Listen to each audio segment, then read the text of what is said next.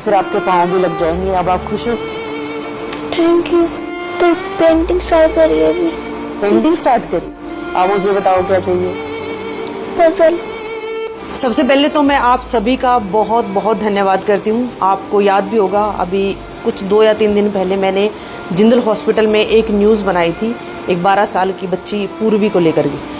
उस समय आप लोगों से मदद की गुहार लगाई थी और आप लोगों ने इतनी मदद की जिसकी कि शायद उम्मीद भी नहीं थी कि वो मदद लगातार आती भी जा रही है। आप सभी को पता है आज निर्जला एकादशी का व्रत है, जगह जगह पर पानी की छबीली लगी हुई है।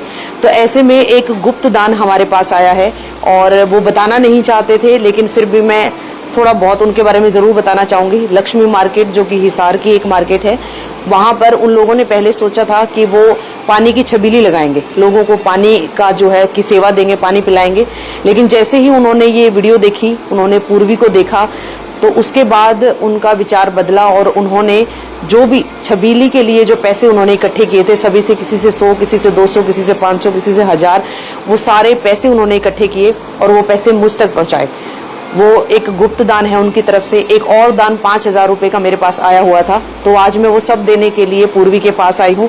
और आप सभी जो मुझे बार बार पूछ भी रहे थे कि पूर्वी कैसी है, तो मैं उससे भी मिलवाऊंगी। और साथ ही साथ आप लोगों को ये भी बता देती हूँ कि वो जिंदल हॉस्पिटल में एडमिट थी, लेकिन अभी उसको डिस्चार्ज मिल गया, अभी वो घर आ चुकी है। तो फिलहाल आप देख लो, जो पूर्वी है वो मेरे साथ है और उनकी मम्मी भी है।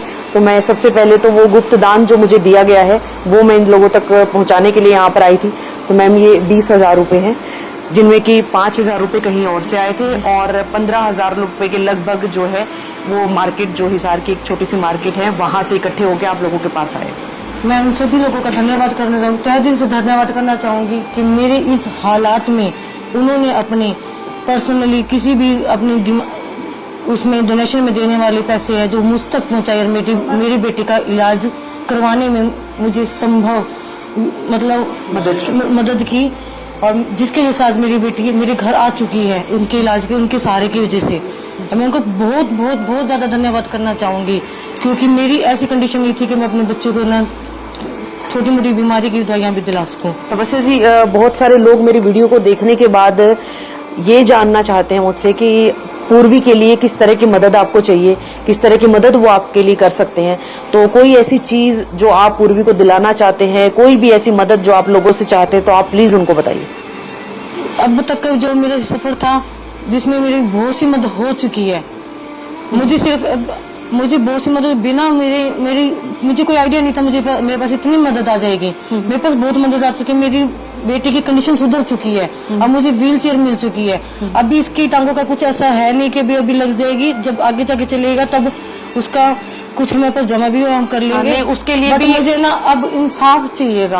उस टाइम मेरी हालत ये नहीं थी कि मैं किस तरफ देखूं किस तरफ नहीं, लेकिन जो कुछ कंडीशन मेरी आज ये हालत हुई है, मुझे मतलब आज हाथ फैला के उसका इलाज कराने के लिए हाथ फैलाने की जरूरत पड़ गई। तो उसका एक रीजन एक यही था कि दीवार थी उसकी वजह, जहाँ से मुझे किसी भी प्रकार का कोई भी, मुझे ये नहीं लगता हमारा कोई इंसाफ हुआ है वहाँ पे, उसके खिलाफ कोई कार्रवाई हुई है, कुछ भी हुआ है, ऐसा हमें कुछ नहीं नजर आ रहा। चलिए, पहले तो मैं पैरों की बात करती हूँ कि पैरों को लेकर भी आपको टेंशन लेने की जरूरत नहीं है।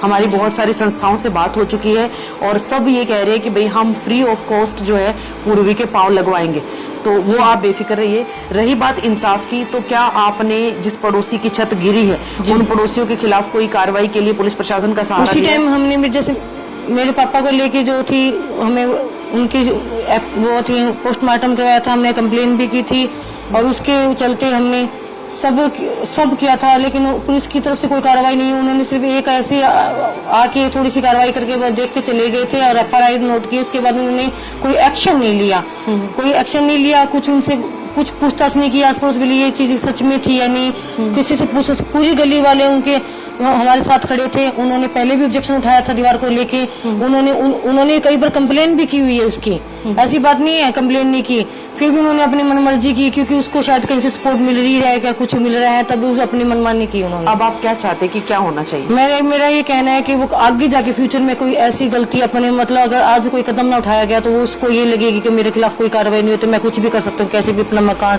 या कुछ और तरीके से कुछ भी लापरवाही कर सकता हूँ। तो इसलिए मैं चाहती हूँ कि ना कुछ कार्रवाई की जाए उसके खिलाफ। चलिए भाई, अब पूर्वी से भी मिल लीजिए। पूर्वी जो है हमारे साथ हैं।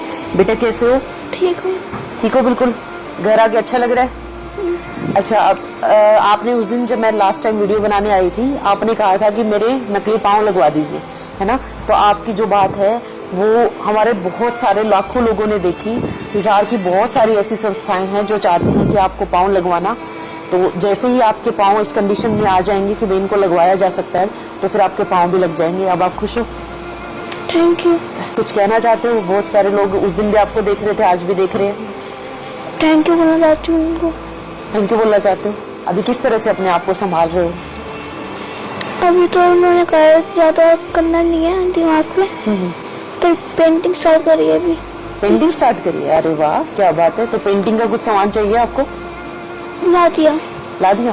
कोई भी और चीज जो आपका मन हो कि मेरे पास ये चीज ला दो, कोई मुझे दे दो।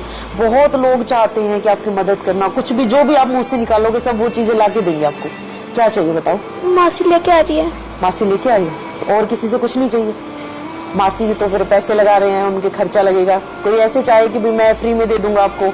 आप मुझे बताओ क्या चाहिए? पजल। पजल। पजल चाहिए? पजल करोगे? अच्छा, माइंड इतना शार्प है आपका, पजल सोल्व कर लेते हो? क्या बात है। चलो भाई, एक और पूर्वी की डिमांड आ गई है और अब ये चाहती है कि भाई इसको पजल लाके दिया जाए।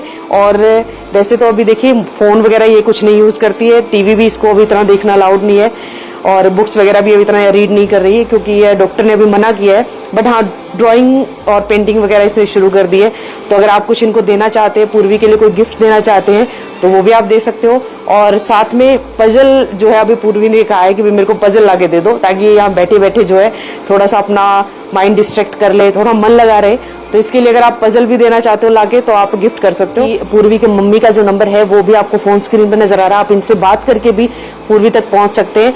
और अब हॉस्पिटल से आ चुकी है, ये मैं आपको बता देती हूँ कि कोई भी अगर जिंदल हॉस्पिटल, क्योंकि बार बार लोग मुझसे पूछ रहे थे कौन से फ्लोर पे, कौन सी बिल्डिंग में है, क्या बेड नंबर है। अभी कंडीशन ठीक है, मतलब बोल भी सकती है, घर आकर के खुश भी है, अभी सबके साथ है, अपनी फैमिली के साथ। तो अगर आप भी यहाँ पर आना चाहते हैं तो आप भी पूर्वी से मिल सकते हैं। और अभी तक आप लोगों ने जो मदद की ली उसके एक बार फिर से मैं पर्सनली तहे दिल से आप लोगों का धन्यवाद करती हूँ। और भाई वीडियो को शेयर करते रहिए, पूर्वी को अपना प्यार, अपना साथ, अपना सपोर्ट इसी तरह से देते रहिए। साथ के साथ अभी इनकी मम्मी की जो डिमांड है कि जिस पड़ोसी वार की वजह से ये कंडीशन है पूर्वी की, तो उनके खिलाफ भी कार्रवाई होनी चाहिए क्योंकि कहीं ना कहीं अगर ये लापरवाही उनके द्वारा नहीं की जाती तो आज शायद पूर्वी ठीक होती।